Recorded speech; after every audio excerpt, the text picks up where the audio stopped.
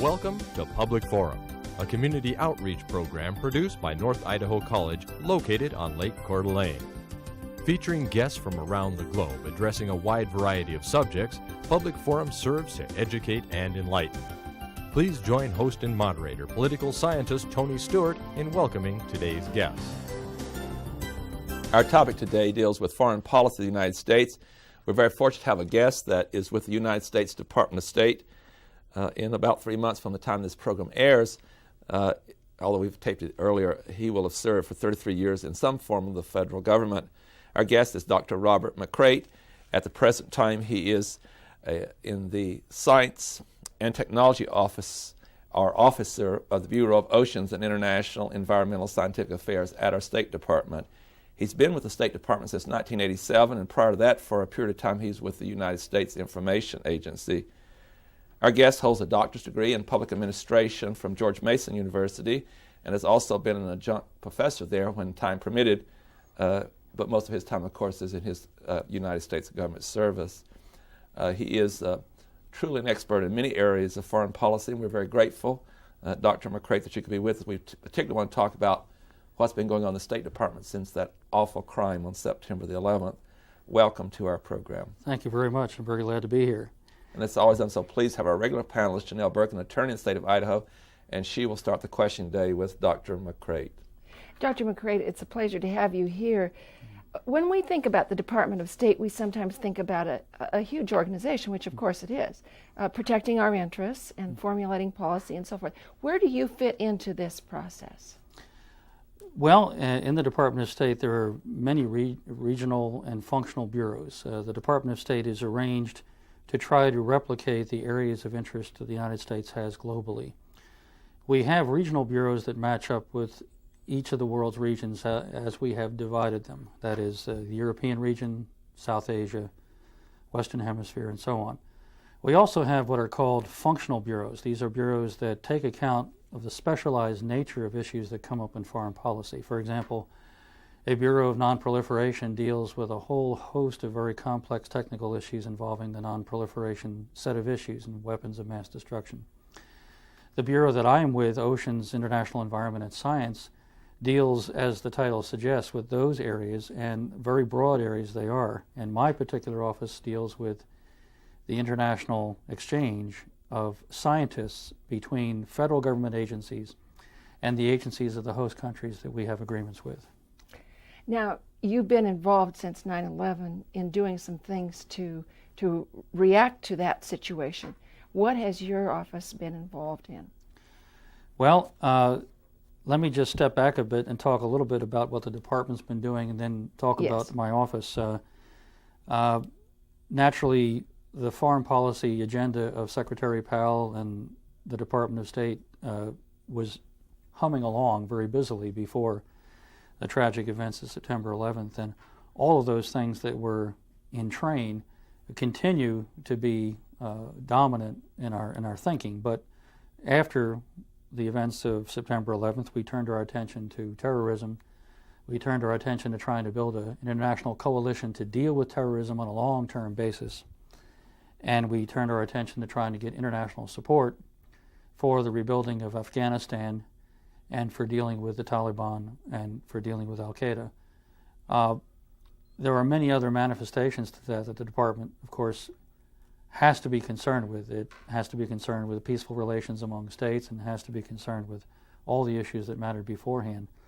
Because our office deals with science and technology cooperation, we were particularly concerned about how this terrorist act would affect our ability to continue cooperation, and if we could assure ourselves that we were going to find new areas for cooperation that were innovative.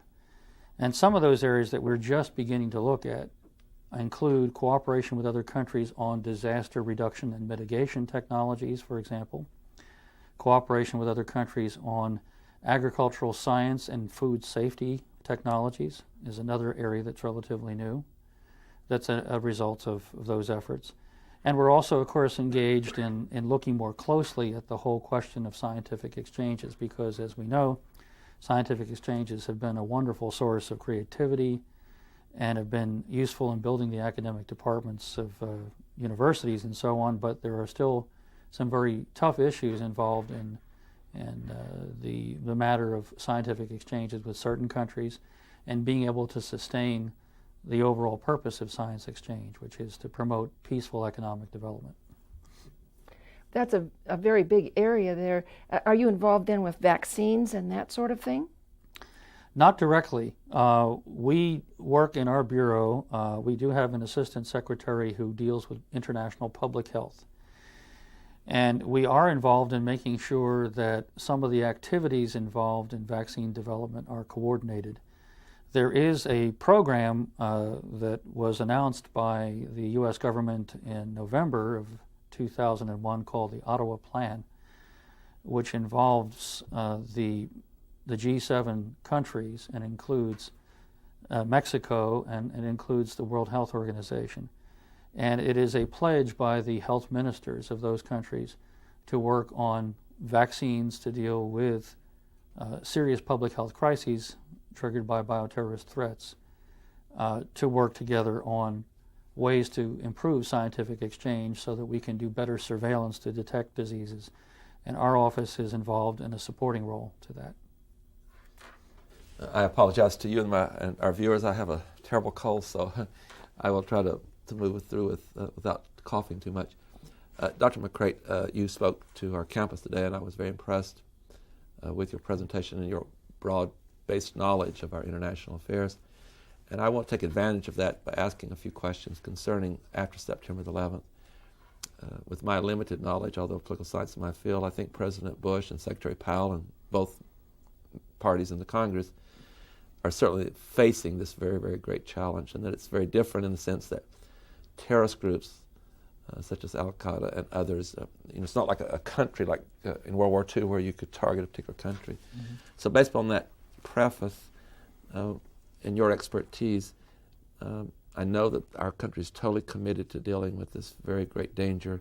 What kind of progress do you think we're making in relation to, obviously in Afghanistan we've had success and the Taliban government's gone, but it's a worldwide challenge. And where are we as of the time we're doing this program in your view? You're quite right. I think it is a long-term challenge, and I think we have no illusions about how difficult this is going to be, because certainly with regard to Afghanistan, as you mentioned, we've had some successes on the ground, but the rebuilding of the Afghanistan state into a viable state is going to take some time, and it's going to take the continued support of the international coalition that has been brought together to provide funding and humanitarian support to the Afghan people who've been affected by this and the impact of the Taliban government. But in terms of trying to measure progress in this long-term battle on terrorism, this is a new venture for the United States in the sense that it has now been placed very prominently in the top 5 or 6 concerns of our national leadership, and will be for some time to come. And because of that, we will be looking constantly at different dimensions of this. That is, how we will judge our progress based on the extent to which we have continuing support from the West as well as the Arab and Muslim world for what we're doing, so that we can differentiate our global battle against terrorism from what may be perceived to be a campaign against people who are, quote, Arab extremists or Islamic extremists, and whatever kind of term may be used to align itself with terrorism. We're also trying to measure our progress in terms of the understanding of how terrorism manifests itself in different areas, particularly in the mixture of narcotics trafficking and the funding schemes for that, and how that helps supply terrorist organizations to do what they intend to do. And to deepen public awareness of how real the terrorist threat may be, and to understand how much of a long-term battle it really is, and how people can contribute to helping in so many ways. But there are other dimensions as well, but those are the 2 primary ones, working with our coalition and partners and our friends and allies, but also trying to keep a very sharp focus on the definition of terrorism and understanding what we're trying to deal with. I have a kind of a 2-part question, and I thank you for your answer. at least step one in our success has been that Afghanistan is no longer a base from which to operate unchallenged or a haven for Osama bin Laden and others like him. That first step was crucial, was it not? Yes. Then, and I have great sympathy for all of you who are in government and dealing with this challenge, but on the other front, as the ongoing struggle for a very long time in the Middle East, Israel and the Palestinian question, that I would assume complicates this process. But secondly, some of we have some very strong allies among some of the Arab countries, but also other Arab countries have also been havens for terrorists. And most recently we heard that in the case of Iraq that Saddam Hussein is actually giving money to families where the terrorist has gone in and committed a crime. How on the one hand do you attack terrorism and yet have to stand up to say to a number of the countries who've even been allies of ours, some of them not Iraq, but some of the others, that you can't ignore this problem if we're going to solve this really international threat? It is a real challenge, because what we have to appeal to in each one of the cases, each one of the countries, each one of the leaders, is we have to essentially make the same argument and make it in a very tenacious and persistent way, and that is that if we can envision a world where there's economic development and peace and prosperity, and countries of different cultural backgrounds can evolve peacefully within their region and with their neighbors, there just is no place for a disruptive and destructive element of terrorism that is so careless in its efforts to destroy innocent lives and to tear down institutions and governments. So we believe that in dealing with countries of the Middle East, for example, we're going to have to take a case-by-case approach. We're going to have to make sure that we appeal to their sense of having a sovereign and safe future. And we'll have to be very mindful of the fact that the things that do happen in the Middle East, particularly between Israel and the Palestinian Authority, is going to be seen as both a major distraction from and a major litmus test for our commitment to certain principles. But I think that with Secretary Powell's trip to the Middle East recently and the efforts by General Zinni and Director Tenet, we have outlined a plan which includes a number of things Secretary Powell has already mentioned when he returned from the Middle East. Features of that plan include the Tenet Plan and the Mitchell Plan, and an effort to try to get the parties back to the table to take violence out of the atmosphere, to make a renewed commitment to stopping the violence and having a regional conference that will focus on things that are of common concern. And these are things that I think are very important, because we have very little chance of being successful in the Middle East unless we're able to show that we're making some progress also in the Israeli question vis-a-vis the Palestinian Authority. And it will be an issue of perception as much as substance. And I want to tell our viewers that we take this program in the third week of April, and it's not going to air later, so if something happens, it's not that you and I are not aware of those developments. Yeah. Janelle Berg. When you're working with other countries, it's not a matter of just going in and saying, we want to clean out this nest of terrorists, for example. You have to work through the process and go through the levels of government.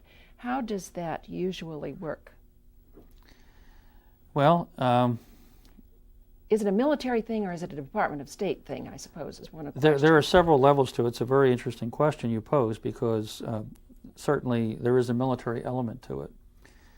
But in a case of a nation state that has fallen into ruin like Afghanistan, our approach to the terrorists we find there is going to be inherently different than our approach to another country which may have terrorist elements within its borders, but which may be trying on its own to resist those terrorist elements. And so we would use a combination of political and military and economic and leverage that would most typically rely on the regional influence of other states who feel in a like-minded way that the terrorism is inimical to the peaceful development of the Arab world, for example. So you might go through a number of steps. Now, part of that, of course, is going to be intelligence, knowing where they're located at. And again, I know that the Department of Defense has its own intelligence operations within the various military services, but the Department of State as well has intelligence. How do you coordinate those various efforts at intelligence? That's the first part of the question. The second part of the question is, what are the difficulties that we're facing with intelligence? Well, you may know from documents that are a matter of public record that there is something called the intelligence community, which includes designated intelligence agencies. And the Department of State has a contributory element to the community called the Bureau of Intelligence and Research. But having said that, the task of intelligence is very much the same now as it was for the last 50 years. In particular, the concern always was to identify bona fide threats and bona fide capabilities of those states or persons who might pose a threat to the United States. And it's been as much a science as an art. You're never able to get perfect information. Sometimes you're lucky that you can get information that is completely on point and completely in hand in a timely fashion where you can use it to leverage an outcome that you might desire. But in many cases, intelligence can only give you some additional information to help guide the decision the policymaker has to ultimately make. In the case of the war against terrorism, we have an even more daunting challenge because there is a very significant role of the factors of denial and deception at work. There is also the question of cooperation among foreign intelligence services, some of which goes smoothly, some of which does not. And I think it's important to recognize that ultimately the decision by the United States to go into a certain area or intervene in a certain place or work with a government against a particular terrorist element is only partly predicated on intelligence. It plays a role, it plays a significant role, but ultimately there are political, economic, and military factors that all come into balance that would enable the United States to decide this is the time and this is the place to act. Some of those, of course, are based on, I would think some of the difficulties would be based on just the differences in cultures and how people communicate and how they speak, and of course language is a question there too. What are some of the other difficulties in organizing an intelligence community that's going to actually protect us? Well, I think that this is an area that's a little beyond my realm of expertise, but I will say that to answer your question, I think what makes sense here is that the intelligence community and the profession of people who work in the intelligence area is evolving and changing just as other areas of foreign policy is evolving and changing to take account of 21st century challenges. So while there are new technologies and while there are new opportunities and new relationships that enable us to exploit information that we might not have had before, at the end of the day, you still have the analyst, the individual person, who has to sort through this mountain of information and try to discriminate between that which is relevant and that which isn't, that which is an anomaly and that which isn't, and that which is a significant anomaly and that which isn't. And then be able to persuade the policymaker that this is a fact that would bear on their decision making. So I think when you're dealing with the application of intelligence to a terroristic purpose, as opposed to the classical uses of intelligence in interstate warfare, it's an inherently more difficult process because of the internal practices of denial and deception and the way terrorist cells operate, their size, their elusiveness, and so on. So it's a much greater challenge than perhaps any other aspect of the intelligence business faces. If I could just move into, excuse me, in another area, Dr. McCreight, in your years of experience, you've had a lot to do with dealing with other issues like at NATO and arms control. And we've had for a long, long time, of course, nuclear threats and chemical and biological warfare. And particularly, we've been concerned about what's happening in Iraq. And rightly so, we had so much attention in that area. And now with the terrorist attacks using our own planes and so forth, so we've found a new threat. But let's move into that to some extent. How are we doing there? And the U.S. State Department, in conjunction with Defense Department and others, isn't this another, what we're worrying about, Osama bin Laden and others, some of the what we call rogue nations getting or having chemical and biological weaponry, nuclear weapons, which could really destroy the earth? It is a source of continuing concern because there are states, as you mentioned, who do have in their possession weapons of mass destruction, and they certainly have the capability to deliver those weapons not only to neighboring targets, but in some cases to targets very close to home. And it's very important, the United States feels, that those states that possess those weapons should be willing to, first and foremost, join in all of the established international treaties and arms control regimes that we have, and be willing to cooperate in the inspection and compliance procedures that each of those regimes call for. In the Biological Weapons Convention area, for example, we are about to reopen discussions on the Biological Convention that were suspended for a while. We'll resume those in Geneva perhaps in the fall. But in the meantime, we have sent a message that we feel that nations can pass national laws designed to deal with state-level criminal activity involving the unauthorized use or development of biological weapons. We feel that is an important, necessary supplement to the convention itself. Because one of the things that an arms control treaty cannot do, even though a treaty is an imperfect instrument that's negotiated among several states with the intention of bringing a class of weapons under control, no treaty can ever overcome the ability of a state to hide weapons it wants to hide, especially when that state is not subject to on-site verification and procedures that would enable you to determine whether or not the declarations the state has made is true. So this is an inherent problem with whatever state has weapons of mass destruction. And I would just add one other point, and that is a related concern after September 11th is whether we will find more states with the capability than we have right now. And that could be as a result of at least two forces that we have to watch very carefully. One force is the drive for greater science and technology expertise that brings with it all of the progress that items like biotechnology bring, but also has a dark side to it as well. And the other force is the proliferation force, that is the willingness of states to share their knowledge of weapons of mass destruction with each other, and an effort to try to provide a counterweight, what they perceive as a counterweight to the U.S., or as a way to strengthen their own position.